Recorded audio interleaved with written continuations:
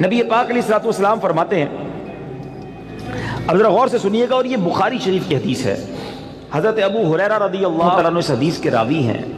نبی پاک علیہ الصلوۃ والسلام نے فرمایا، کسی عورت سے نکاح کے لیے 4 چیزوں کو مد نظر رکھا جاتا ہے۔ نارملی 4 چیزیں یا 4 میں سے کوئی 1-2 چیزیں لوگ دیکھ رہے ہوتے ہیں۔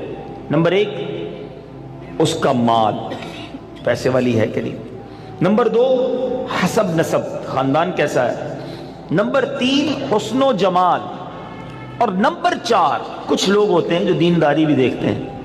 آقا فرماتے ہیں، تمہاری ناک خاک آلود ہو یا تمہارا ہاتھ خاک آلود ہو، تم دیندار عورت کے حصول کی کوشش کرو۔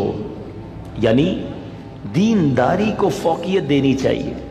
احادیث کا یہ مضمون بھی ملتا ہے کہ جو کسی عورت سے عزت کے لیے شادی کرے وہ ذلیل کر دیا جاتا ہے، کوئی دولت کے لیے شادی کرے وہ غریب اور فقیر کر دیا جائے گا، اور جو دینداری کے لیے شادی کرتا ہے اللہ اسے عروج، برکت اور خوشیاں عطا فرماتا ہے۔ تو موسٹ پریورٹی، پہلی ترجیح کیا ہونی چاہیے؟ یہ ہے تھوڑا سا مشکل، اصل میں یہ باتیں جو ہے نا نوجوانوں کو سمجھ نہیں آتی۔ جو شادی شدہ ہے نا، یہ شکل و صورت جو ہے نا، یہ اس کی اہمیت بعد میں بہت تھوڑی رہ جاتی ہے۔ آج نوجوان اور لڑکے لڑکیاں ایک امیجنیشن میں ضرور ہوتے ہیں کہ چہرہ کیسا ہو، خوبصورتی کیسی ہو، لیکن شادی کے کچھ عرصے کے بعد چہرے کی وہ اہمیت نہیں ہوتی جو اخلاق کی ہوتی ہے، جو کردار کی ہوتی ہے۔ خوبصورتی ہی سب کچھ نہیں ہے زندگی میں، ایک بات، دل خوبصورت ہونا چاہیے، اس کے اندر اخلاق ہونے چاہیے، اور سب سے مین چیز دینداری ہے۔ اب میں یہاں جو بزرگ بیٹھے ہیں ان سے ایک بات کرنا چاہوں گا کہ چلے یہ تو لڑکوں کی خواہش، لڑکیوں کی بات ہو گئی، ماں باپ کی خواہش کیا ہوتی ہے؟ فیملی ممبر سے پوچھیں، کسی بزرگ سے پوچھیں، بھائی آپ کو اپنے بیٹے کی شادی کرنی ہے، بہو کیسی چاہیے؟ تو وہاں بھی یہی ہوگا، خوبصورت ہو، پڑھی لکھی ہو، سمجھدار ہو، گھر گرستی آتی ہو، خاندان بڑا ہو، بس یہ 4-5 چیزیں۔ آج رشتہ ڈھونڈتے وقت دینداری کون چیک کرتا ہے؟ آپ نے کبھی یہ سوچا؟ اب میں ایک بڑی عجیب بات کرنے جا رہا ہوں، علماء نے کتابوں میں یہ بات لکھی ہے کہ علماء فرماتے ہیں کہ اس نوجوان پر اپنی ہونے والی اولاد کا حق ہے جس کی ابھی شادی نہیں ہوئی۔ جی ہاں، جس کی شادی نہیں ہوئی نا، اس کی اپنی اولاد کا ایک حق ابھی سے اس پر ہے، اور وہ حق کیا ہے کہ وہ اپنی ہونے والی اولاد کے لیے اچھی ماں تلاش کرے، کیونکہ ماں ہی پہلی درسگاہ ہے۔ ماں ہی اچھی نہیں ہے، ماں ہی دیندار نہیں ہے، ماں ہی برے کاموں میں ہے، تو اس کی اولاد کی تربیت کیسی ہوگی؟ یعنی آپ نے اپنی ہونے والی اولاد کے ساتھ ظلم کیا اگر آپ نے ان کے لیے اچھی ماں تلاش نہ کی۔ سیدی غوث اعظم رضی اللہ عنہ کی ہم نام کی مالا جپتے ہیں، غوث پاک کے غلام کہلاتے ہیں، سارے تقریباً قادری بیٹھے ہوں گے، ہیں پیرانے پیر کے چاہنے والے ہیں نا۔ غوث پاک کی شان کیا تھی؟ مدرسے میں گئے، قاری صاحب نے کہا پڑھو بسم اللہ الرحمن الرحیم، میرے غوث پاک نے بسم اللہ سے شروع کیا اور 18 پارے زبانی سنا دی۔ قاری صاحب نے کہا پہلا دن ہے مدرسے میں، پہلے دن تو بچہ بسم اللہ مشکل سے پڑھتا ہے، تم نے زبانی 18 پارے سنا دیے، اور بھی سناؤ۔ کہا اتنی یاد ہے؟ کہا کدھر سے یاد کیے؟ کہا میں جب ماں کے پیٹ میں تھا میری ماں 18 پاروں کی حافظہ تھی، ماں تلاوت قرآن کرتی تھی، ماں کے پیٹ میں ہی میں نے قرآن یاد کر لیا۔ وہ حافظہ تھی تو بچے کو برکت ملی نا۔ اب جو ماں فلمیں دیکھنے والی، گانے سننے والی، بے پردہ گھومنے والی، نمازیں قضا کرنے والی ہوگی، اس کے پیٹ میں جب بچہ ہوگا تو کیا اثر پڑے گا بچے پر؟ خاتون جنت بی بی فاطمہ، نبی پاک علیہ الصلوۃ والسلام کی شہزادی نے حسنین کریمین کو کیسے پالا ہے؟ یہ جنت کے پھول ایسے ہی نہیں ہیں۔ بی بی فاطمہ جب جھولا جھلاتی تھی تو قرآن کی آیتیں پڑھا کرتی تھی، بچپن سے قرآن سنا ہے حسنین کریمین کے کانوں نے۔ ہمارے بچے کیا سنیں گے اگر ماں دیندار نہ ہوئی؟ صرف خوبصورتی، صرف پیسہ، صرف جہیز۔ نہ کریں ایسا، وہ بچے بھی نہ کریں ایسا، اور ان کے ماں باپ بھی نہ کریں ایسا۔ سب سے پہلی چیز رشتہ کرنے سے پہلے جو دیکھنی ہے وہ اس کا عقیدہ دیکھو، اس کے ایمان کیسا ہے۔ بہت زبردست خوبصورت بھی ہے، پیسہ بھی ہے، جہیز بھی لائے گی، مگر اللہ رسول کے بارے میں عقیدہ اچھا نہیں ہے، اولیاء کے بارے میں کچھ اور سوچتی ہے، غوث پاک کی 11ویں منانے کو شرک سمجھتی ہے، اگر ایسی عورت ہے جو میلاد منانے کو جناب بدعت سمجھتی ہے، اگر ایسی عورت تمہارے گھر میں آ گئی جو صحابہ کرام یا اہل بیت اطہار کے بارے میں برے خیالات رکھتی ہے، بتاؤ نا کس کام کا اس کا پیسہ، کس کام کی اس کی خوبصورتی جو میرے پورے گھر کے عقیدے کو برباد کر کے رکھ دے۔ اس باپ پر تف ہے اور اس نوجوان پر بھی تف ہے کہ جس نے شادی کرتے وقت یہ نہ دیکھا کہ میری ہونے والی جو بیوی ہے اس کا عقیدہ کیا ہے، اور پھر نماز پڑھتی ہے کہ نہیں، پردہ کرتی ہے کہ نہیں۔ ارے اگر بے نمازی اور بے پردہ عورت تمہارے گھر میں آتی ہے تو وہ کیا بچے کی تربیت کرے گی اور تمہارے آئندہ آنے والی نسلوں کا کیا ہوگا؟ اور اسی طرح جو میری بہنیں مجھے سن رہی ہیں اور وہ مائیں جو مجھے سن رہی ہیں، وہ والد جو مجھے سن رہے ہیں کہ جو اپنی بچیوں کے لیے رشتہ تلاش کر رہے ہیں، کیا دیکھتے ہیں؟ بچہ دکھتا کیسا ہے؟ ارے بھائی دکھنے میں کمزور ہوگا پھر بھی چلے گا، پیسے کتنے کماتا ہے یہ بتاؤ، ہیں؟ خاندان کیسا ہے؟ اچھا پھر ہم 2-3 برائیاں چیک کرتے ہیں، یہ بھی بڑا عجیب معاملہ ہے۔ کیا چیک کرتے ہیں؟ شراب تو نہیں پیتا، جوا تو نہیں کھیلتا، نشہ تو نہیں کرتا، بس یہ 2-3 برائیاں ہی چیک کرنی ہے۔ یقیناً شراب پینا حرام ہے، جوا کھیلنا حرام ہے، نشہ کرنا اچھا نہیں ہے، لیکن نماز نہ پڑھنا کوئی گناہ نہیں ہے، سب سے بڑا گناہ ہے۔ اچھا پھر یہ تینوں چیزیں پتہ ہے کیوں چیک کرتے ہیں ہم؟ اپنے دل سے پوچھو، گناہ ہے اس لیے یا لوگوں کو برا لگتا ہے اس لیے؟ خاندان کا نام خراب ہو جائے گا نا، کسی نشئی کو داماد بنا لیا، کسی شرابی کو داماد بنا لیا، اپنی بیٹی کسی جواری کے ہاتھ میں دے دی، لوگ کیا کہیں گے؟ اس لیے اللہ ناراض ہوگا اس کی فکر نہیں۔ اگر اس کی فکر ہوتی تو پہلے یہ چیک کرتے اس کا عقیدہ کیا ہے۔ ایسا بھی ہوا ہے، ہم نے دیکھا ہے کہ اپنے باپ نے اپنی بیٹی کو پردہ کرایا ساری زندگی، اولیاء کرام صحابہ کی محبت گھر میں تھی، اور ایسی جگہ بیٹی بیاہ دی کہ شادی ہونے کے بعد سسرال والوں نے کہا کہ پردہ ختم کرو، ہمیں پردہ اچھا نہیں لگتا، اور خبردار آئندہ اولیاء کرام کا نام لیا۔ اب باپ سر پکڑ کے روتا ہے، پتہ نہیں اپنی بیٹی کدھر دے دی۔ اب خیال آیا تمہیں، پہلے نہیں سوچنا تھا؟ رشتے میں سب سے پہلے عقیدہ ہے، مگر جو کسی کا آقا ہو اس کی تربیت ایسی کی جا رہی ہے تو مجھے بتائیے آج کا ملازم ہمارا غلام تو نہیں ہے نا؟ آج تو ہم نے اس سے ایک وقت کا اجارہ کیا ہے کہ جناب آپ 8 گھنٹے کے لیے میرے پاس آئیں گے اور پرٹیکولرلی یہ کام کریں گے، جو کام دیا میں اس سے وہ کام لے سکتا ہوں، نہ میرا وہ زر خرید غلام ہے، شام کو جا کر وہ کچھ بھی کرے اس کا میرا کوئی کانٹریکٹ ہی نہیں ہے۔ مگر اس کے باوجود جو آج ملازمین کے ساتھ سلوک کیا جاتا ہے، غلام کے ساتھ اچھا سلوک کرنے کا اسلام درس دیتا ہے، تو ملازمین کے ساتھ تو اس سے بڑھ کر اچھا سلوک کرنا ہوگا نا، کیونکہ وہ تو غلام بھی نہیں ہے۔ مگر آج غریب ملازمین کے ساتھ جس طرح بعض لوگ بیہیو کرتے ہیں، میں ایسا نہیں کہتا کہ سارے لوگ کرتے ہیں، ماشاءاللہ کچھ ہم نے دیکھا، چاہے وہ فیکٹری اونرز ہوں یا مالکان ہوں کاروبار کے، وہ بچوں جیسا سلوک کرتے ہیں، اور کرنا بھی یہی چاہیے۔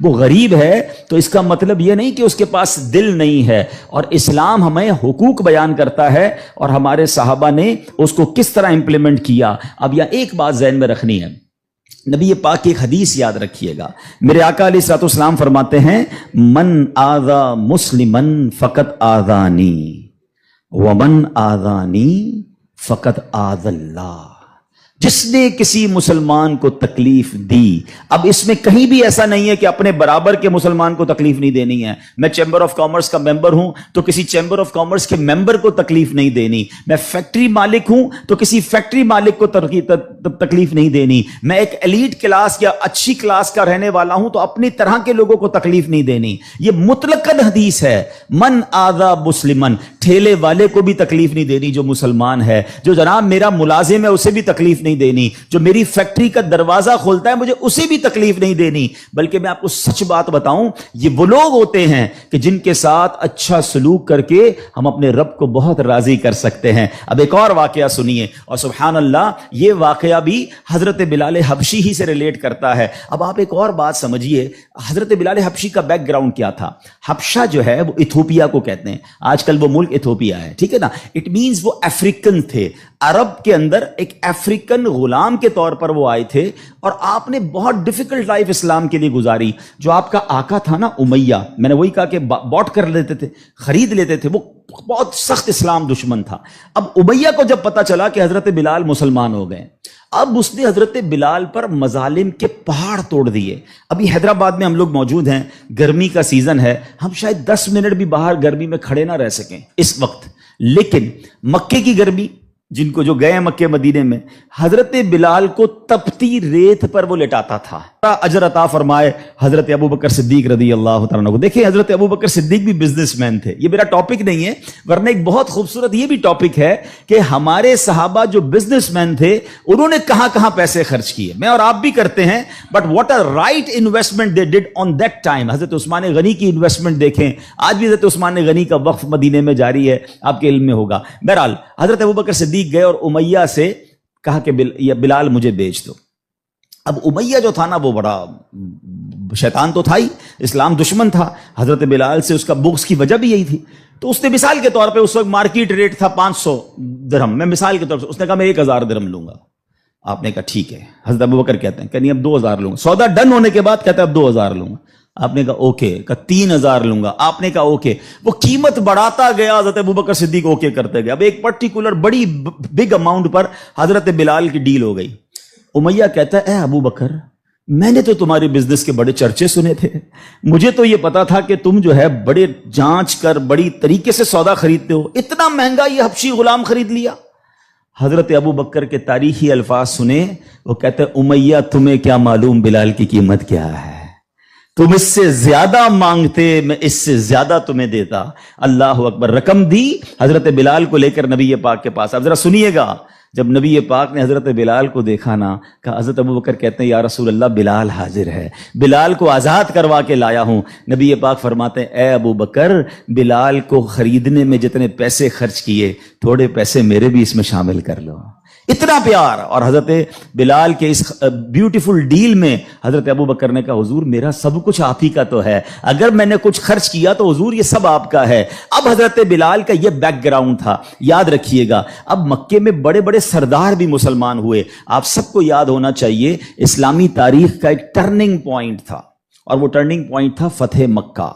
ٹھیک ہے نا, فتح مکہ سے پہلے 10,000 لوگ مسلمان ہوئے. میں تھوڑا سا 1-2 منٹ میں تھوڑا سمرائز کر دوں تاکہ آپ میرے ساتھ اور انوالو بھی ہو جائیں, اور یہ تاریخ پتہ ہونی چاہیے. فتح مکہ ہوتی ہے 10 ہجری میں.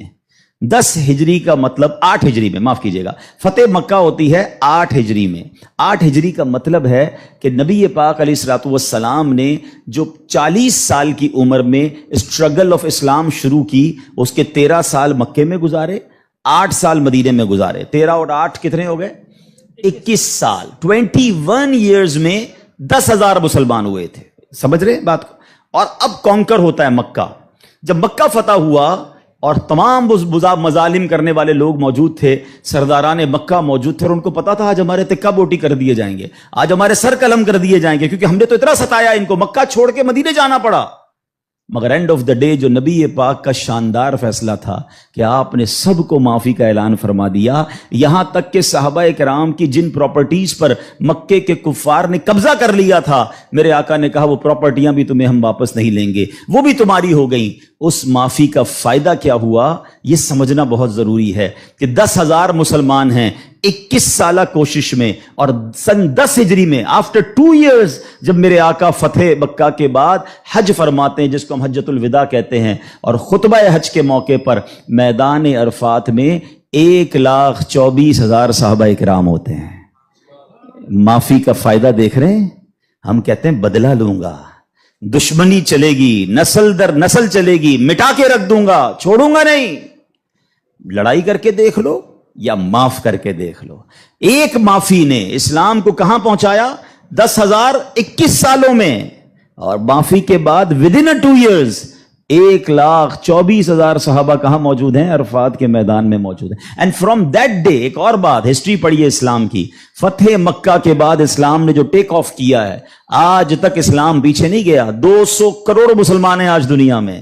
یہ فیضان ہے فتح مکہ کے اس اعلان کا, لا تثریب علیکم اليوم, آج تم سب آزاد ہو, تم سے کوئی سوال نہیں ہوگا. اور اس کے بعد سے اسلام کو جو عروج ملا. لیکن بھائی تربیت کا ٹائم تھا نا, جب یہ فتح مکہ ہو گیا نا, تو پیارے آقا علیہ الصلوۃ والسلام نے اب مکے کی چابی, کعبے کی چابی ملی, اور اب کعبے کی چھت پہ اذان دینی تھی. یعنی ایک طرح سے یہ ایک وکٹری کا اعلان تھا. تو نبی پاک نے کس کو کہا؟ حضرت بلال کو کہا کہ ایک بلال جاؤ اور کعبے کی چھت پہ اذان دو۔ اب جو سرداران مکہ تھے نا، وہ کہتے ہیں یار ہم اتنے بڑے بڑے سردار، اتنی بڑی فیملی سے تعلق رکھنے والے ہیں، اتنا پیسہ ہمارے پاس، اتنے بڑے قبیلے کے سربراہ، اور آج اتنے عظیم موقع پر جو فتح مکہ کے بعد اذان دینے کا موقع، وہ بھی کعبے کی چھت پر، وہ کس کو دیا جا رہا ہے؟ ایک حبشی غلام کو۔ اللہ اکبر! یہ خبر نبی پاک تک پہنچ گئی کہ کچھ لوگ بے چین ہیں، کچھ لوگوں کو یہ برا لگ رہا ہے کہ بلال کو یہ موقع کیوں ملا، ہم بڑے خاندان والے، ہم پیسے والے۔ پیارے آقا علیہ الصلوۃ والسلام نے ان کو بلایا۔ پہلے تو نبی پاک نے سوال کیا کہ کیا آپ لوگ ایسی باتیں کر رہے تھے؟ کہ جی حضور کر رہے تھے۔ اب نبی پاک نے کیا فرمایا؟ نبی پاک کی گفتگو سے پہلے قرآن کی آیت نازل ہوتی ہے اور رہتی دنیا کے لیے ایک اصول بیان ہو گیا۔ اب یہ اصول مجھے اور آپ کو یاد رکھنا ہے۔ اللہ کریم قرآن میں ارشاد فرماتا انا اکرمکم عند اللہ اتقاکم، فرمایا بے شک اللہ کے یہاں تم میں زیادہ عزت والا وہ ہے جو تم میں زیادہ پرہیزگار ہے۔ یہ وہ فارمولہ ہے جو مجھے یاد رکھنا ہے۔ پیسے والا زیادہ عزت والا نہیں ہے، جناب میں فلاں چیمبر کا صدر تو وزیر نائب صدر تو فلاں علاقے کا ہیڈ تو جناب قومی اسمبلی کا ممبر تو منسٹر یا جناب مل اونر، نہیں، فلاں خاندان میرے سر نیم میں یہ نیم لگتا ہے جس کی وجہ سے میرا بہت بڑا خاندان ہے۔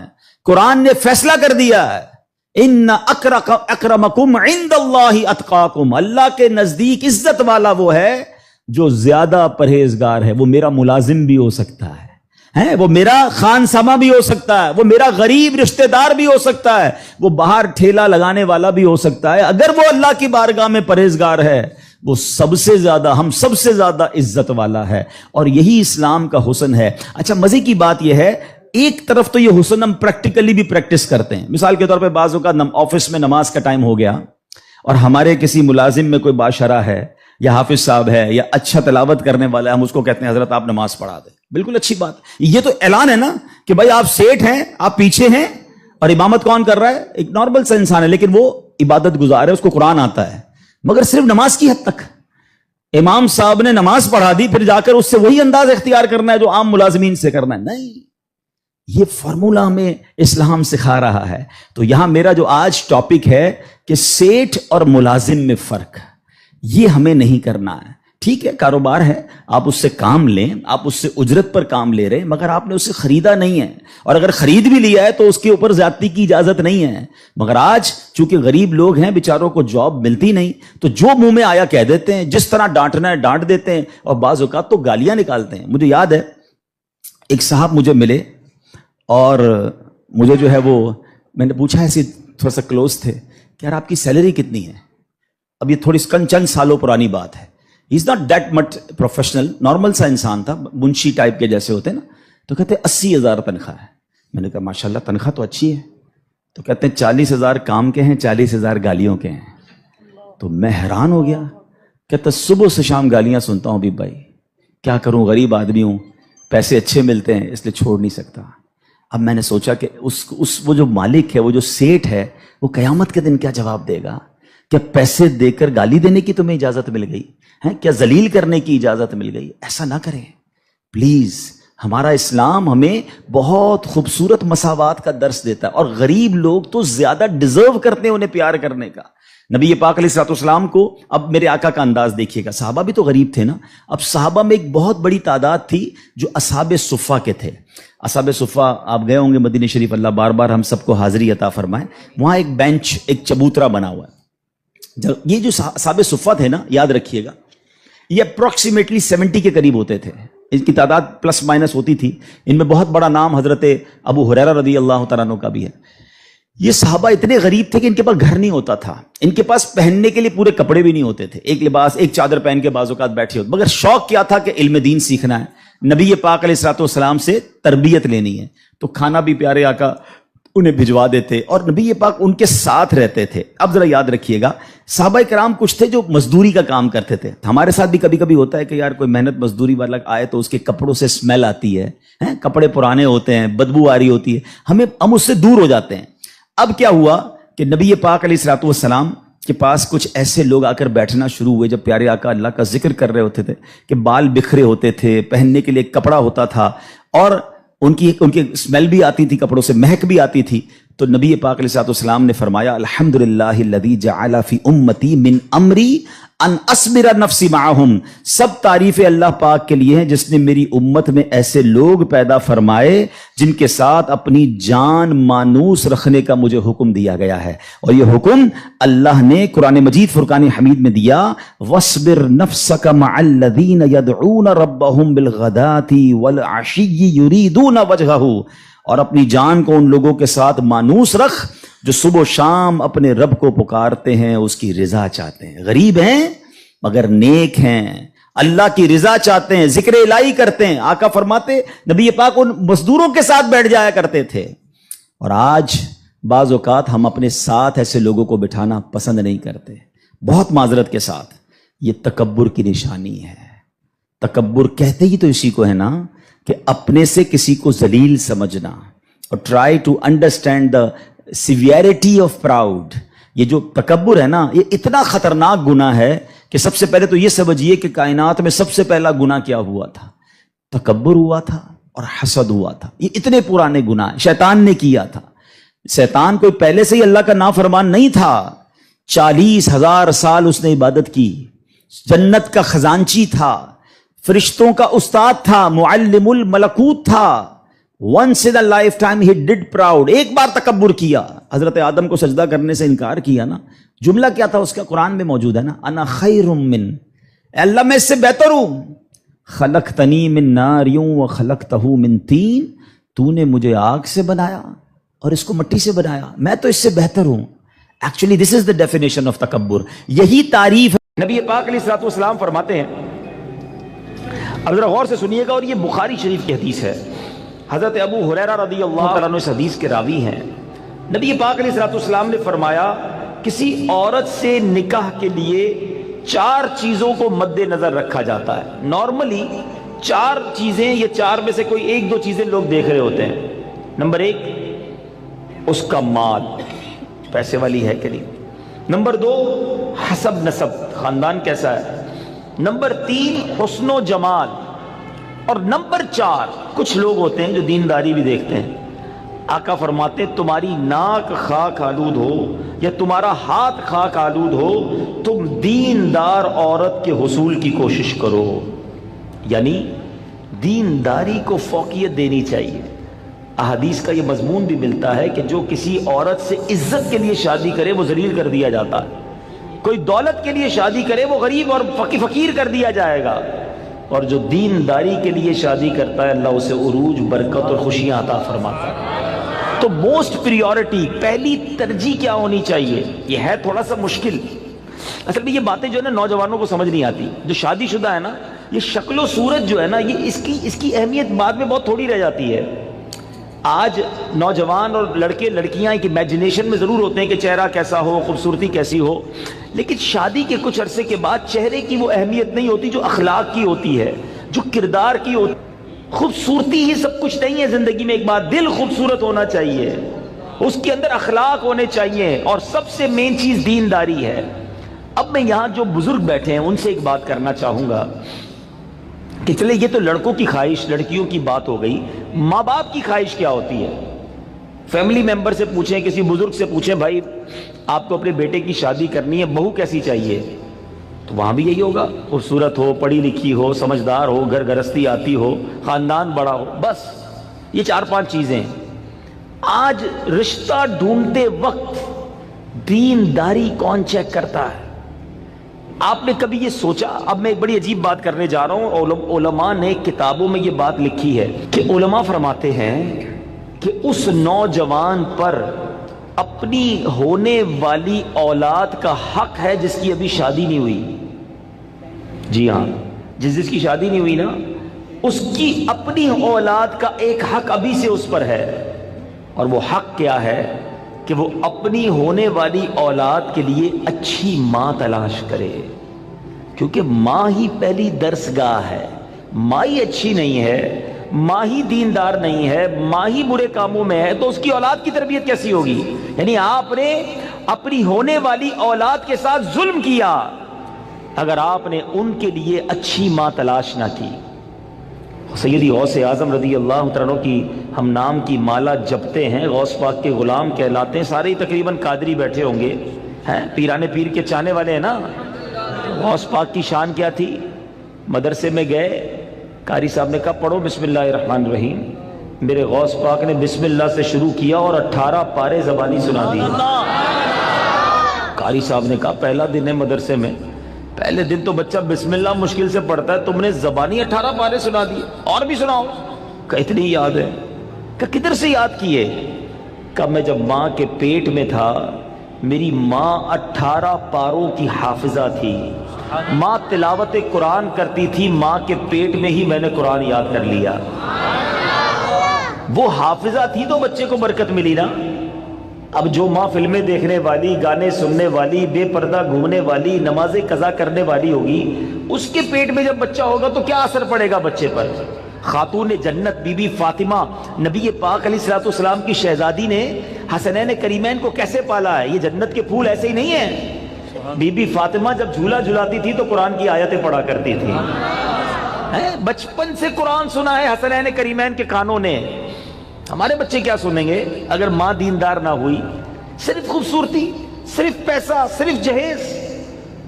نہ کریں ایسا، وہ بچے بھی نہ کریں ایسا اور ان کے ماں باپ بھی نہ کریں ایسا۔ سب سے پہلی چیز رشتہ کرنے سے پہلے جو دیکھنی ہے وہ اس کا عقیدہ دیکھو، اس کے ایمان کیسا ہے۔ بہت زبردست خوبصورت بھی ہے، پیسہ بھی ہے، جہیز بھی لائے گی، مگر اللہ رسول کے بارے میں عقیدہ اچھا نہیں ہے، اولیاء کے بارے میں کچھ اور سوچتی ہے، غوث پاک کی 11ویں منانے کو شرک سمجھتی ہے۔ اگر ایسی عورت ہے جو میلاد منانے کو جناب بدعت سمجھتی ہے، اگر ایسی عورت تمہارے گھر میں آ گئی جو صحابہ کرام یا اہل بیت اطہار کے بارے میں برے خیالات رکھتی ہے، بتاؤ نا کس کام کا اس کا پیسہ، کس کام کی اس کی خوبصورتی جو میرے پورے گھر کے عقیدے کو برباد کر کے رکھ دے۔ اس باپ پر تف ہے اور اس نوجوان پر بھی تف ہے کہ جس نے شادی کرتے وقت یہ نہ دیکھا کہ میری ہونے والی جو بیوی ہے اس کا عقیدہ کیا ہے، اور پھر نماز پڑھتی ہے کہ نہیں، پردہ کرتی ہے کہ نہیں۔ ارے اگر بے نمازی اور بے پردہ عورت تمہارے گھر میں آتی ہے تو وہ کیا بچے کی تربیت کرے گی اور تمہارے آئندہ آنے والی نسلوں کا کیا ہوگا؟ اور اسی طرح جو میری بہنیں مجھے سن رہی ہیں اور وہ مائیں جو مجھے سن رہی ہیں، وہ والد جو مجھے سن رہے ہیں کہ جو اپنی بچیوں کے لیے رشتہ تلاش کر رہے ہیں، کیا دیکھتے ہیں؟ بچہ دکھتا کیسا ہے؟ ارے بھائی دکھنے میں کمزور ہوگا پھر بھی چلے گا، پیسے کس نے کماتا ہے یہ بتاؤ، ہیں؟ خاندان کیسا ہے؟ اچھا پھر ہم 2-3 برائیاں چیک کرتے ہیں، یہ بھی بڑا عجیب معاملہ ہے۔ کیا چیک کرتے ہیں؟ شراب تو نہیں پیتا، جوا تو نہیں کھیلتا، نشہ تو نہیں کرتا، بس یہ 2-3 برائیاں ہی چیک کرنی ہے۔ یقیناً شراب پینا حرام ہے، جوا کھیلنا حرام ہے، نشہ کرنا اچھا نہیں ہے، لیکن نماز نہ پڑھنا کوئی گناہ نہیں ہے، سب سے بڑا گناہ ہے۔ اچھا پھر یہ تینوں چیزیں پتہ کیوں چیک کرتے ہم؟ اپنے دل سے پوچھو، گناہ ہے اس لیے یا لوگوں کو برا لگتا ہے اس لیے؟ خاندان کا نام خراب ہو جائے گا نا، کسی نشئی کو داماد بنا لیا، کسی شرابی کو داماد بنا لیا، اپنی بیٹی کسی جواری کے ہاتھ میں دے دی، لوگ کیا کہیں گے؟ اس لیے اللہ ناراض ہوگا اس کی فکر نہیں۔ اگر اس کی فکر ہوتی تو پہلے یہ چیک کرتے اس کا عقیدہ کیا ہے۔ ایسا بھی ہوا ہے، ہم نے دیکھا ہے کہ اپنے باپ نے اپنی بیٹی کو پردہ کرایا ساری زندگی، اولیاء کرام صحابہ کی محبت گھر میں تھی، اور ایسی جگہ بیٹی بیاہ دی کہ شادی ہونے کے بعد سسرال والوں نے کہا کہ پردہ ختم کرو، ہمیں پردہ اچھا نہیں لگتا، اور خبردار آئندہ اولیاء کرام کا نام لیا۔ اب باپ سر پکڑ کے روتا ہے، پتہ نہیں اپنی بیٹی کدھر دے دی۔ اب خیال آیا تمہیں، پہلے نہیں سوچنا تھا؟ رشتے میں سب سے پہلے عقیدہ ہے۔ مگر جو کسی کا آقا ہو اس کی تربیت ایسی کی جا رہی ہے تو مجھے بتائیے آج کا ملازم ہمارا غلام تو نہیں ہے نا؟ آج تو ہم نے اس سے ایک وقت کا اجارہ کیا ہے کہ جناب آپ 8 گھنٹے کے لیے میرے پاس آئیں گے اور پرٹیکولرلی یہ کام کریں گے، جو کام دیا میں اس سے وہ کام لے سکتا ہوں، نہ میرا وہ زر خرید غلام ہے، شام کو جا کر وہ کچھ بھی کرے اس کا میرا کوئی کانٹریکٹ ہی نہیں ہے۔ مگر اس کے باوجود جو آج ملازمین کے ساتھ سلوک کیا جاتا ہے، غلام کے ساتھ اچھا سلوک کرنے کا اسلام درس دیتا ہے، تو ملازمین کے ساتھ تو اس سے بڑھ کر اچھا سلوک کرنا ہوگا نا، کیونکہ وہ تو غلام بھی نہیں ہے۔ مگر آج غریب ملازمین کے ساتھ جس طرح بعض لوگ بہیو کرتے ہیں، میں ایسا نہیں کہتا کہ سارے لوگ کرتے ہیں، ماشاءاللہ کچھ ہم نے دیکھا، چاہے وہ فیکٹری اونرز ہوں یا مالکان ہوں کاروبار کے، وہ بچوں جیسا سلوک کرتے ہیں، اور کرنا بھی یہی چاہیے ہے۔ وہ غریب ہے تو اس کا مطلب یہ نہیں کہ اس کے پاس دل نہیں ہے، اور اسلام ہمیں حقوق بیان کرتا ہے اور ہمارے صحابہ نے اس کو کس طرح امپلیمنٹ کیا۔ اب یہاں ایک بات ذہن میں رکھنی ہے، نبی پاک کی ایک حدیث یاد رکھیے گا، میرے آقا علیہ الصلوۃ والسلام فرماتے ہیں من آذا مسلمن فقط آذانی ومن آذانی فقط آذ اللہ، جس نے کسی مسلمان کو تکلیف دی۔ اب اس میں کہیں بھی ایسا نہیں ہے کہ اپنے برابر کے مسلمان کو تکلیف نہیں دینی ہے۔ میں چیمبر آف کامرس کا ممبر ہوں تو کسی چیمبر آف کامرس کے ممبر کو تکلیف نہیں دینی، میں فیکٹری مالک ہوں تو کسی فیکٹری مالک کو تکلیف نہیں دینی، میں ایک ایلیٹ کلاس یا اچھی کلاس کا رہنے والا ہوں تو اپنی طرح کے لوگوں کو تکلیف نہیں دینی۔ یہ مطلقاً حدیث ہے، من آذا مسلمن، ٹھیلے والے کو بھی تکلیف نہیں دینی جو مسلمان ہے، جو جناب میرا ملازم ہے اسے بھی تکلیف نہیں دینی، جو میری فیکٹری کا دروازہ کھولتا ہے مجھے اسے بھی تکلیف نہیں دینی۔ بلکہ میں آپ کو سچ بات بتاؤں، یہ وہ لوگ ہوتے ہیں کہ جن کے ساتھ اچھا سلوک کر کے ہم اپنے رب کو بہت راضی کر سکتے ہیں۔ اب ایک اور واقعہ سنیے، اور سبحان اللہ یہ واقعہ بھی حضرت بلال حبشی ہی سے ریلیٹ کرتا ہے۔ اب آپ ایک اور بات سمجھیے، حضرت بلال حبشی کا بیک گراؤنڈ کیا تھا؟ حبشہ جو ہے وہ ایتھوپیا کو کہتے ہیں، آج کل وہ ملک ایتھوپیا ہے، ٹھیک ہے نا۔ اٹ مینز وہ افریقن تھے، عرب کے اندر ایک افریقن غلام کے طور پر وہ آئے تھے، اور آپ نے بہت ڈیفیکلٹ لائف اسلام کے لیے گزاری۔ جو آپ کا آقا تھا نا امیہ، میں نے وہی کہا کہ باٹ کر لیتے تھے، خرید لیتے تھے، وہ بہت سخت اسلام دشمن تھا۔ اب امیہ کو جب پتا چلا کہ حضرت بلال مسلمان ہو گئے، اب اس نے حضرت بلال پر مظالم کے پہاڑ توڑ دیے۔ ابھی حیدرآباد میں ہم لوگ موجود ہیں، گرمی کا سیزن ہے، ہم شاید 10 منٹ بھی باہر گرمی میں کھڑے نہ رہ سکیں اس وقت، لیکن مکے کی گرمی، جن کو جو گئے مکے مدینے میں، حضرت بلال کو تپتی ریت پر وہ لٹاتا تھا۔ اجر عطا فرمائے حضرت ابو بکر صدیق رضی اللہ تعالیٰ عنہ کو۔ دیکھیں حضرت ابو بکر صدیق بھی بزنس مین تھے، یہ میرا ٹاپک نہیں ہے، ورنہ ایک بہت خوبصورت یہ بھی ٹاپک ہے کہ ہمارے صحابہ جو بزنس مین تھے انہوں نے کہاں کہاں پیسے خرچ کیے۔ میں اور آپ بھی کرتے ہیں، but what a right investment they did on that time. حضرت عثمان غنی کی انویسٹمنٹ دیکھیں، آج بھی حضرت عثمان غنی کا وقف مدینے میں جاری ہے، آپ کے علم میں ہوگا۔ بہرحال حضرت ابو بکر صدیق گئے اور امیہ سے کہا کہ بلال مجھے بیچ دو۔ اب امیہ جو تھا نا وہ بڑا شیطان تو تھا ہی، اسلام دشمن تھا، حضرت بلال سے اس کا بغض کی وجہ بھی یہی تھی۔ تو اس نے مثال کے طور پہ، اس وقت مارکیٹ ریٹ تھا 500 درہم، میں مثال کے طور پر اس نے کہا میں 1000 درہم لوں گا۔ آپ نے کہا ٹھیک ہے۔ حضرت ابوبکر کہتے ہیں کہ نہیں اب 2000 لوں گا۔ سودا ڈن ہونے کے بعد کہتا ہے اب 2000 لوں گا۔ آپ نے کہا اوکے، کہا 3000 لوں گا۔ آپ نے کہا اوکے۔ وہ قیمت بڑھاتا گیا، حضرت ابوبکر صدیق اوکے کرتے گئے۔ اب ایک پرٹیکولر بڑی بگ اماؤنٹ پر حضرت بلال کی ڈیل ہو گئی۔ امیہ کہتا ہے اے ابو بکر، میں نے تو تمہارے بزنس کے بڑے چرچے سنے تھے، مجھے تو یہ پتا تھا کہ تم جو ہے بڑے جانچ کر بڑی طریقے سے سودا خریدتے ہو، اتنا مہنگا یہ حبشی غلام خرید لیا۔ حضرت ابو بکر کے تاریخی الفاظ سنے، وہ کہتے ہیں امیہ تمہیں کیا معلوم بلال کی قیمت کیا ہے، تم اس سے زیادہ مانگتے میں اس سے زیادہ تمہیں دیتا۔ اللہ اکبر۔ رقم دی حضرت بلال کو لے کر نبی پاک کے پاس۔ اب ذرا سنیے گا، جب نبی پاک نے حضرت بلال کو دیکھا نا، کہ حضرت ابو بکر کہتے ہیں یا رسول اللہ بلال حاضر ہے، بلال کو آزاد کروا کے لایا ہوں۔ نبی پاک فرماتے ہیں اے ابو بکر، بلال کو خریدنے میں جتنے پیسے خرچ کیے تھوڑے پیسے میرے بھی اس میں شامل کر لو۔ اتنا پیار۔ اور حضرت بلال کے اس بیوٹیفل ڈیل میں حضرت ابو بکر نے کہا حضور میرا سب کچھ آپ ہی کا تو ہے، اگر میں نے کچھ خرچ کیا تو حضور یہ سب آپ کا ہے۔ اب حضرت بلال کا یہ بیک گراؤنڈ تھا، یاد رکھیے گا۔ اب مکے میں بڑے بڑے سردار بھی مسلمان ہوئے۔ آپ سب کو یاد ہونا چاہیے اسلامی تاریخ کا ایک ٹرننگ پوائنٹ تھا، اور وہ ٹرننگ پوائنٹ تھا فتح مکہ، ٹھیک ہے نا۔ فتح مکہ سے پہلے 10,000 لوگ مسلمان ہوئے۔ میں تھوڑا سا 1-2 منٹ میں تھوڑا سمرائز کر دوں تاکہ آپ میرے ساتھ اور انوالو بھی ہو جائیں، اور یہ تاریخ پتہ ہونی چاہیے۔ فتح مکہ ہوتی ہے 10 ہجری میں، 10 ہجری کا مطلب 8 ہجری میں، معاف کیجیے گا، فتح مکہ ہوتی ہے 8 ہجری میں۔ 8 ہجری کا مطلب ہے کہ نبی پاک علیہ الصلوۃ والسلام نے جو 40 سال کی عمر میں اسٹرگل آف اسلام شروع کی، اس کے 13 سال مکے میں گزارے، 8 سال مدینے میں گزارے۔ 13 اور 8 کتنے ہو گئے؟ 21 سال۔ 21 ایئرز میں 10,000 مسلمان ہوئے تھے۔ سمجھ رہے ہیں بات کو؟ اور اب کانکر ہوتا ہے مکہ. جب مکہ فتح ہوا اور تمام مظالم کرنے والے لوگ موجود تھے، سرداران مکہ موجود تھے، اور ان کو پتا تھا آج ہمارے تکہ بوٹی کر دیے جائیں گے، آج ہمارے سر قلم کر دیے جائیں گے، کیونکہ ہم نے تو اتنا ستایا ان کو، مکہ چھوڑ کے مدینے جانا پڑا.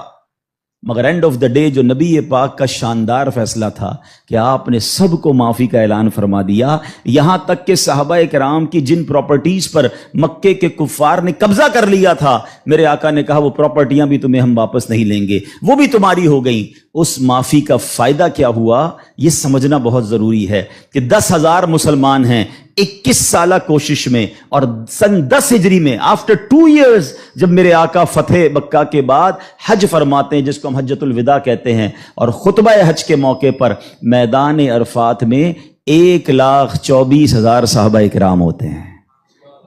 معافی کا فائدہ دیکھ رہے ہیں؟ ہم کہتے ہیں بدلہ لوں گا، دشمنی چلے گی، نسل در نسل چلے گی، مٹا کے رکھ دوں گا، چھوڑوں گا نہیں. لڑائی کر کے دیکھ لو یا معاف کر کے دیکھ لو.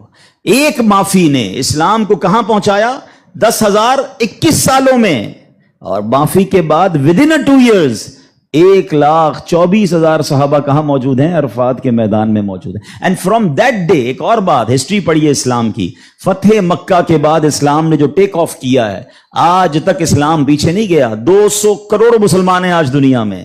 یہ فیضان ہے فتح مکہ کے اس اعلان کا، لا تثریب علیکم اليوم، آج تم سب آزاد ہو، تم سے کوئی سوال نہیں ہوگا. اور اس کے بعد سے اسلام کو جو عروج ملا. لیکن بھائی تربیت کا ٹائم تھا نا. جب یہ فتح مکہ ہو گیا نا تو پیارے آقا علیہ الصلوۃ والسلام نے اب مکے کی چابی، کعبے کی چابی ملی، اور اب کعبے کی چھت پہ اذان دینی تھی. یعنی ایک طرح سے یہ ایک وکٹری کا اعلان تھا. تو نبی پاک نے کس کو کہا؟ حضرت بلال کو کہا کہ ایک بلال جاؤ اور کعبے کی چھت پہ اذان دو. اب جو سرداران مکہ تھے نا، وہ کہتے ہیں یار ہم اتنے بڑے بڑے سردار، اتنی بڑی فیملی سے تعلق رکھنے والے ہیں، اتنا پیسہ ہمارے پاس، اتنے بڑے قبیلے کے سربراہ، اور آج اتنے عظیم موقع پر جو فتح مکہ کے بعد اذان دینے کا موقع، وہ بھی کعبے کی چھت پر، وہ کس کو دیا جا رہا ہے؟ ایک حبشی غلام کو. اللہ اکبر. یہ خبر نبی پاک تک پہنچ گئی کہ کچھ لوگ بے چین ہیں، کچھ لوگوں کو یہ برا لگ رہا ہے کہ بلال کو یہ موقع کیوں ملا، ہم بڑے خاندان والے، ہم پیسے والے. پیارے آقا علیہ الصلوۃ والسلام نے ان کو بلایا. پہلے تو نبی پاک نے سوال کیا کہ کیا آپ لوگ ایسی باتیں کر رہے تھے؟ کہ جی حضور کر رہے تھے. اب نبی پاک نے کیا فرمایا؟ نبی پاک کی گفتگو سے پہلے قرآن کی آیت نازل ہوتی ہے، اور رہتی دنیا کے لیے ایک اصول بیان ہو گیا. اب یہ اصول مجھے اور آپ کو یاد رکھنا ہے. اللہ کریم قرآن میں ارشاد فرماتا انا اکرمکم عند اللہ اتقاکم. فرمایا بے شک اللہ کے یہاں تم میں زیادہ عزت والا وہ ہے جو تم میں زیادہ پرہیزگار ہے. یہ وہ فارمولہ ہے جو مجھے یاد رکھنا ہے. پیسے والا زیادہ عزت والا نہیں ہے. جناب میں فلاں چیمبر کا صدر تو وزیر نائب صدر تو فلاں علاقے کا ہیڈ تو جناب قومی اسمبلی کا ممبر تو منسٹر یا جناب مل اونر نہیں. فلاں خاندان میرے سر نیم میں یہ نیم لگتا ہے جس کی وجہ سے میرا بہت بڑا خاندان ہے. قرآن نے فیصلہ کر دیا ہے ان اکرمکم عند اللہ اتقاکم. اللہ کے نزدیک عزت والا وہ ہے جو زیادہ پرہیزگار ہے. وہ میرا ملازم بھی ہو سکتا ہے، وہ میرا خان سما بھی ہو سکتا ہے، وہ میرا غریب رشتہ دار بھی ہو سکتا ہے، وہ باہر ٹھیلا لگانے والا بھی ہو سکتا ہے. اگر وہ اللہ کی بارگاہ میں پرہیزگار ہے وہ سب سے زیادہ، ہم سب سے زیادہ عزت والا ہے. اور یہی اسلام کا حسن ہے. اچھا مزے کی بات یہ ہے، ایک طرف تو یہ حسن ہم پریکٹیکلی بھی پریکٹس کرتے ہیں. مثال کے طور پہ بعض اوقات آفس میں نماز کا ٹائم ہو گیا اور ہمارے کسی ملازم میں کوئی باشرہ ہے یا حافظ صاحب ہے یا اچھا تلاوت کرنے والا ہے، ہم اس کو کہتے ہیں حضرت آپ نماز پڑھا دیں. بالکل اچھی بات. یہ تو اعلان ہے نا کہ بھائی آپ سیٹ ہیں، آپ پیچھے ہیں، اور امامت کون کر رہا ہے؟ ایک نارمل سا انسان ہے، لیکن وہ عبادت گزار ہے، اس کو قرآن آتا ہے. مگر صرف نماز کی حد تک. امام صاحب نے نماز پڑھا دی، پھر جا کر اس سے وہی انداز اختیار کرنا ہے جو عام ملازمین سے کرنا ہے؟ نہیں. یہ فارمولہ ہمیں اسلام سکھا رہا ہے. تو یہاں میرا جو آج ٹاپک ہے کہ سیٹ اور ملازم میں فرق، یہ ہمیں نہیں کرنا ہے. ٹھیک ہے کاروبار ہے, آپ اس سے کام لیں, آپ اس سے اجرت پر کام لے رہے ہیں, مگر آپ نے اسے خریدا نہیں ہے, اور اگر خرید بھی لیا ہے تو اس کے اوپر زیادتی کی اجازت نہیں ہے. مگر آج چونکہ غریب لوگ ہیں, بیچاروں کو جاب ملتی نہیں, تو جو منہ میں آیا کہہ دیتے ہیں, جس طرح ڈانٹنا ہے ڈانٹ دیتے ہیں, اور بعض اوقات تو گالیاں نکالتے ہیں. مجھے یاد ہے ایک صاحب مجھے ملے, اور مجھے جو ہے وہ میں نے پوچھا, ایسے تھوڑا سا کلوز تھے, کہ یار آپ کی سیلری کتنی ہے؟ اب یہ تھوڑی چند سالوں پرانی بات ہے. He is not that much professional, normal سا انسان تھا, منشی ٹائپ کے جیسے ہوتے ہیں نا. تو کہتے 80,000 تنخواہ ہے. میں نے کہا ماشاءاللہ تنخواہ تو اچھی ہے. تو کہتے ہیں 40,000 کام کے ہیں, 40,000 گالیوں کے ہیں. تو میں حیران ہو گیا. کہتا صبح سے شام گالیاں سنتا ہوں حبیب بھائی, کیا کروں, غریب آدمی ہوں, پیسے اچھے ملتے ہیں اس لیے چھوڑ نہیں سکتا. اب میں نے سوچا کہ وہ جو مالک ہے, وہ جو سیٹ ہے, وہ قیامت کے دن کیا جواب دے گا؟ کیا پیسے دے کر گالی دینے کی تمہیں اجازت مل گئی ہے؟ کیا ذلیل کرنے کی اجازت مل گئی؟ ایسا نہ کریں پلیز. ہمارا اسلام ہمیں بہت خوبصورت مساوات کا درس دیتا ہے, اور غریب لوگ تو زیادہ ڈیزرو کرتے ہیں انہیں پیار کرنے کا. نبی پاک علیہ الصلوۃ والسلام کو, اب میرے آقا کا انداز دیکھیے گا, صحابہ بھی تو غریب تھے نا. اب صحابہ میں ایک بہت بڑی تعداد تھی جو اصحاب صفہ کے تھے. اصحاب صفہ آپ گئے ہوں گے مدینہ شریف, اللہ بار بار ہم سب کو حاضری عطا فرمائے. وہاں ایک بینچ, ایک چبوترا بنا ہوا ہے. یہ جو اصحاب صفہ تھے نا, یاد رکھیے گا, یہ اپروکسیمیٹلی 70 کے قریب ہوتے تھے. ان کی تعداد پلس مائنس ہوتی تھی. ان میں بہت بڑا نام حضرت ابو ہریرہ رضی اللہ تعالیٰ عنہ کا بھی ہے. یہ صحابہ اتنے غریب تھے کہ ان کے پاس گھر نہیں ہوتا تھا, ان کے پاس پہننے کے لیے پورے کپڑے بھی نہیں ہوتے تھے. ایک لباس, ایک چادر پہن کے بعض اوقات بیٹھے ہوتے, مگر شوق کیا تھا کہ علم دین سیکھنا ہے, نبی پاک علیہ الصلوۃ والسلام سے تربیت لینی ہے. تو کھانا بھی پیارے آقا انہیں بھجوا دیتے, اور نبی پاک ان کے ساتھ رہتے تھے. اب ذرا یاد رکھیے گا, صحابہ کرام کچھ تھے جو مزدوری کا کام کرتے تھے. ہمارے ساتھ بھی کبھی کبھی ہوتا ہے کہ یار کوئی محنت مزدوری والا آئے تو اس کے کپڑوں سے اسمیل آتی ہے, کپڑے پرانے ہوتے ہیں, بدبو آ رہی ہوتی ہے, ہم اس سے دور ہو جاتے ہیں. اب کیا ہوا کہ نبی پاک علیہ الصلوۃ والسلام کے پاس کچھ ایسے لوگ آ کر بیٹھنا شروع ہوئے, جب پیارے آقا اللہ کا ذکر کر رہے ہوتے تھے, کہ بال بکھرے ہوتے تھے, پہننے کے لیے کپڑا ہوتا تھا, اور ان کی اسمیل بھی آتی تھی, کپڑوں سے مہک بھی آتی تھی. تو نبی پاک علیہ الصلوۃ والسلام نے فرمایا, الحمدللہ الذی جعل فی امتی من امری ان اصبر نفسی معہم. سب تعریف اللہ پاک کے لیے ہیں جس نے میری امت میں ایسے لوگ پیدا فرمائے جن کے ساتھ اپنی جان مانوس رکھنے کا مجھے حکم دیا گیا ہے. اور یہ حکم اللہ نے قرآن مجید فرقان حمید میں دیا, وَاصْبِرْ نَفْسَكَ مَعَ الَّذِينَ يَدْعُونَ رَبَّهُمْ بِالْغَدَاةِ وَالْعَشِيِّ يُرِيدُونَ وَجْهَهُ. اور اپنی جان کو ان لوگوں کے ساتھ مانوس رکھ جو صبح و شام اپنے رب کو پکارتے ہیں, اس کی رضا چاہتے ہیں. غریب ہیں مگر نیک ہیں, اللہ کی رضا چاہتے ہیں, ذکر الہی کرتے ہیں. آقا فرماتے نبی پاک ان مزدوروں کے ساتھ بیٹھ جایا کرتے تھے. اور آج بعض اوقات ہم اپنے ساتھ ایسے لوگوں کو بٹھانا پسند نہیں کرتے, بہت معذرت کے ساتھ. یہ تکبر کی نشانی ہے. تکبر کہتے ہی تو اسی کو ہے نا, کہ اپنے سے کسی کو ذلیل سمجھنا, اور try to understand the severity of proud. یہ جو تکبر ہے نا, یہ اتنا خطرناک گناہ ہے کہ سب سے پہلے تو یہ سمجھیے کہ کائنات میں سب سے پہلا گناہ کیا ہوا تھا؟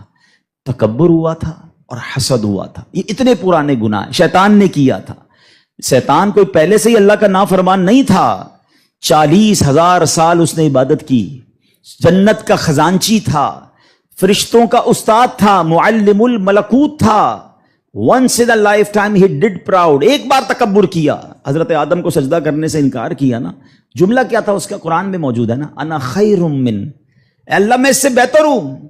خلقتنی من نار وخلقتہ من طین, تو نے مجھے آگ سے بنایا اور اس کو مٹی سے بنایا, میں تو اس سے بہتر ہوں. Actually this is the definition of تکبر. یہی تعریف نبی پاک علیہ الصلوۃ والسلام فرماتے ہیں. اب ذرا غور سے سنیے گا, اور یہ بخاری شریف کی حدیث ہے. حضرت ابو ہریرہ رضی اللہ تعالیٰ عنہ اس حدیث کے راوی ہیں. نبی پاک علیہ الصلوۃ والسلام نے فرمایا, کسی عورت سے نکاح کے لیے 4 چیزوں کو مد نظر رکھا جاتا ہے. نارملی 4 چیزیں, یہ 4 میں سے کوئی 1-2 چیزیں لوگ دیکھ رہے ہوتے ہیں. نمبر 1, اس کا مال, پیسے والی ہے کہ نہیں. نمبر 2, حسب نسب, خاندان کیسا ہے. نمبر 3, حسن و جمال. اور نمبر 4, کچھ لوگ ہوتے ہیں جو دینداری بھی دیکھتے ہیں. آقا فرماتے تمہاری ناک خاک آلود ہو یا تمہارا ہاتھ خاک آلود ہو، تم دیندار عورت کے حصول کی کوشش کرو. یعنی دینداری کو فوقیت دینی چاہیے. احادیث کا یہ مضمون بھی ملتا ہے کہ جو کسی عورت سے عزت کے لیے شادی کرے وہ ذلیل کر دیا جاتا ہے، کوئی دولت کے لیے شادی کرے وہ غریب اور فقیر کر دیا جائے گا، اور جو دینداری کے لیے شادی کرتا ہے اللہ اسے عروج، برکت اور خوشیاں عطا فرماتا ہے. تو موسٹ پریورٹی، پہلی ترجیح کیا ہونی چاہیے؟ یہ ہے تھوڑا سا مشکل. اصل میں یہ باتیں جو ہے نا نوجوانوں کو سمجھ نہیں آتی. جو شادی شدہ ہے نا، یہ شکل و صورت جو ہے نا، یہ اس کی اہمیت بعد میں بہت تھوڑی رہ جاتی ہے.